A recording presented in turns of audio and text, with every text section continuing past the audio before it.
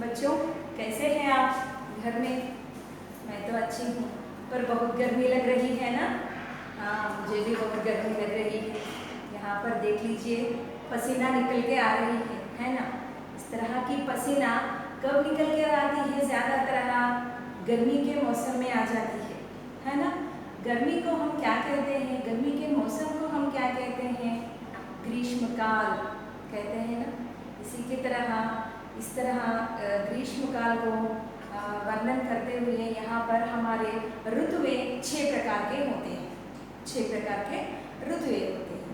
6 प्रकार के ऋतुओं में पहला वसंत ऋतु आ जाती है। वसंत ऋतु ऋतुओं का राजा है।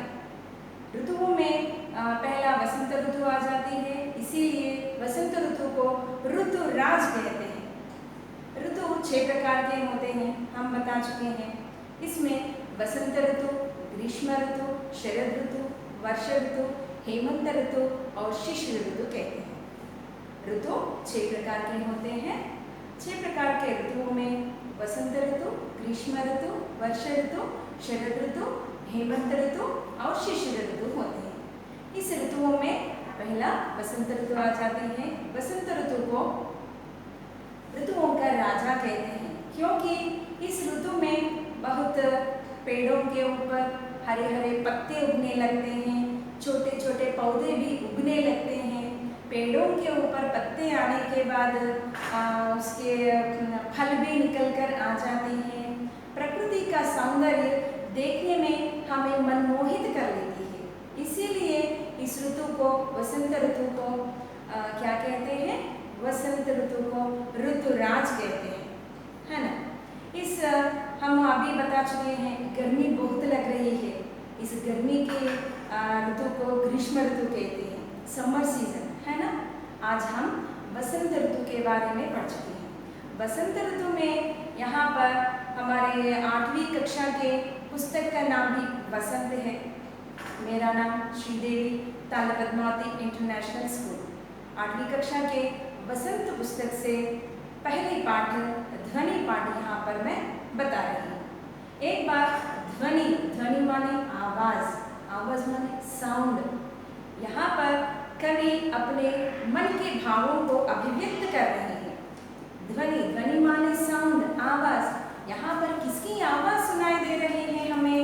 कवि, कौन सा कवि है ये? सूर्यकांत त्रिपाठी निराला जी। यहाँ पर चित्र दिखाई दे रही है।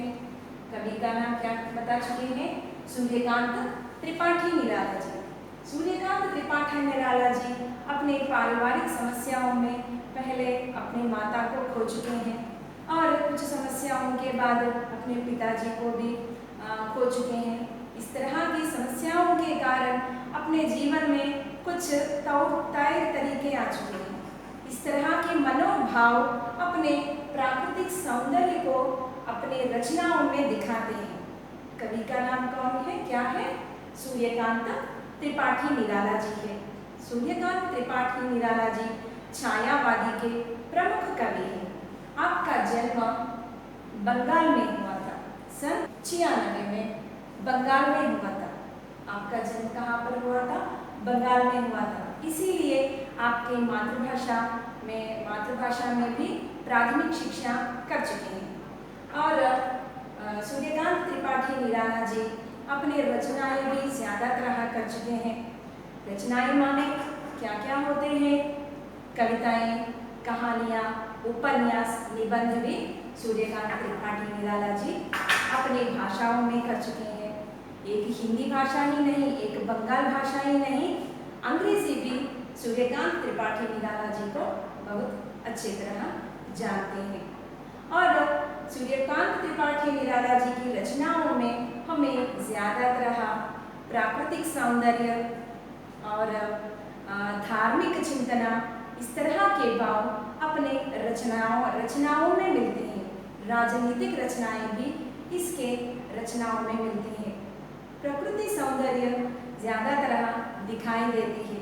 प्रकृति को बहुत नज़दीक से देख चुके हैं, इसीलिए निराला जी की कविताओं में, रचनाओं में हमें प्रकृति का वर्णन ज़्यादातर हम पा सकते हैं।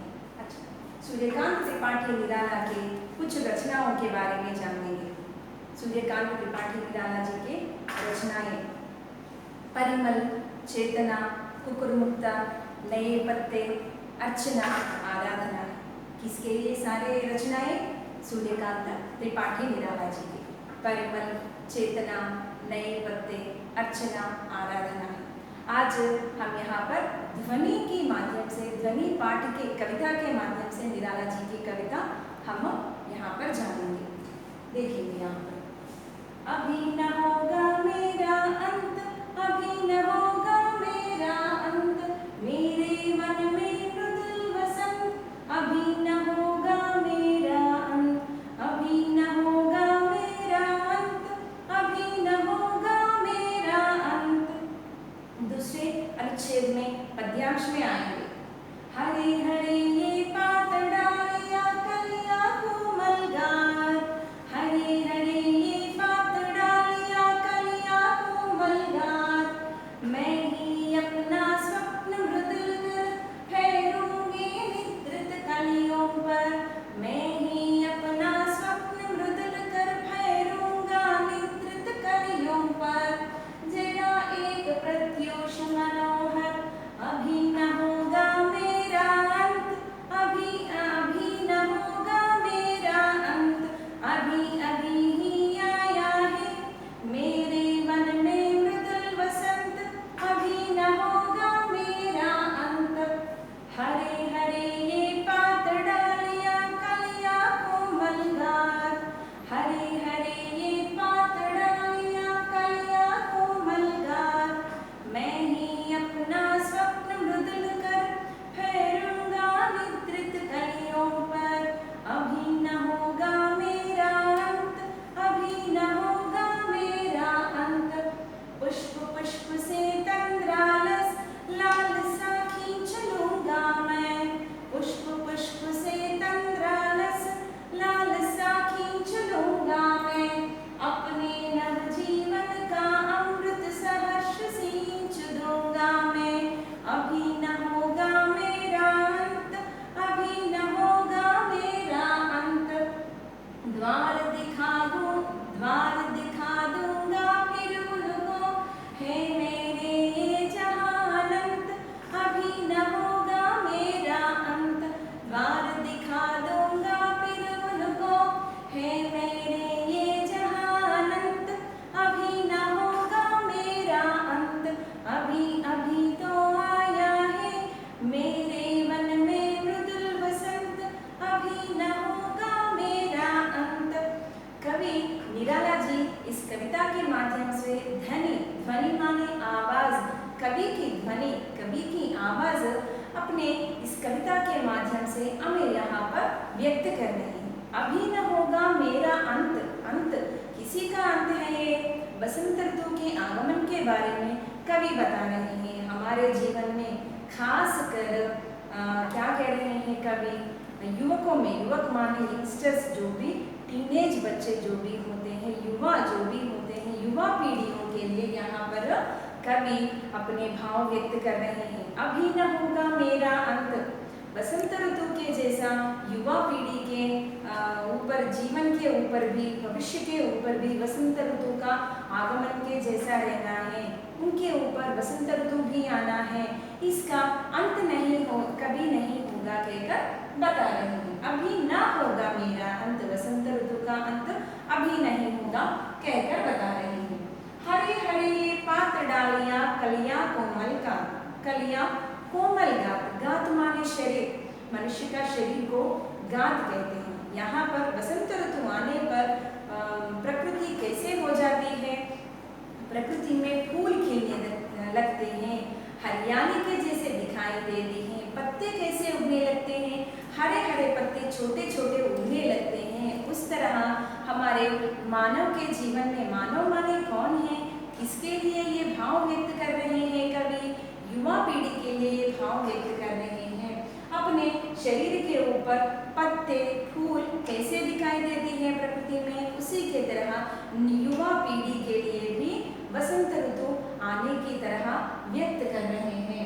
फेरूंगा निद्रित कलियों पर, कली माने बर्ड, पेड़ के ऊपर जो भी कली होते हैं उसके ऊपर निद्रित माने हम यहाँ पर कुछ देर के बाद सो जाके उठते हैं। उठने के बाद हम कैसे दिखाई देते हैं? एक तरह की निद्रावस्था में दिखाई देते हैं। उसी के तरह युवकों के ऊपर भी निद्रावस्था को दूर करने के लिए बसंत ऋतु को आगमन के बारे में कवि अभिव्यक्त कर रहे हैं। पुष्प पुष्प से तंद्रालस लालसा खींच लूंगा मैं। पुष्प पुष्प माने फूल, फूलों के ऊपर तंद्रालस निद्रा की अवस्था को दूर करते हुए बसंत ऋतु को आगमन को अभिव्यक्त करते हुए आने के लिए कहते हुए कवि अभिव्यक्त कर रहे हैं। अपने नव जीवन का अमृत सहर्ष सिंच दूंगा मैं। बसंत ऋतु आने के बाद मनुष्य के जीवन में प्रकृति में कैसे दिखाई देती है? हरियाली दिखाई देती है। प्रकृति में एक तरह की सुगंध आ जाती है, मन के भाव भी उल्लास हो जाती है। उसी के तरह नव जीवन, नव माने नया, युवकों के जीवन में नया एक तरह की आलोचनाओं को, स्फूर्ति को दोहराने के लिए, स्फूर्ति को बुलाने के लिए यहाँ पर कवि अभिव्यक्त कर रहे हैं। अमृत की तरह, अमृत माने क्या है? जहाँ पर भगवान जो भी होते हैं अमृत पी लेते हैं, यहाँ पर भी कवि अमृत की तरह युवाओं के ऊपर बसंत ऋतु आने के लिए कह रहे हैं। द्वार दिखा दूंगा फिर उनको, है मेरे ये जहानंद। युवाओं को यहाँ पर एक द्वार दिखाने के लिए कह रहे हैं, अच्छी स्फूर्ति दिखाने के लिए कह रहे हैं। बसंत ऋतु में प्रकृति में हरियाली कैसे आ जाती है, उसी के तरह द्वार दिखाने के लिए मैं कह रहा हूँ कहकर युवा पीढ़ी के लिए एक तरह अच्छी सी स्फूर्ति, चेतना ले आने के लिए अब निराला जी यहाँ पर अभिव्यक्त कर रहे हैं ध्वनि कविता के माध्यम से। धन्यवाद।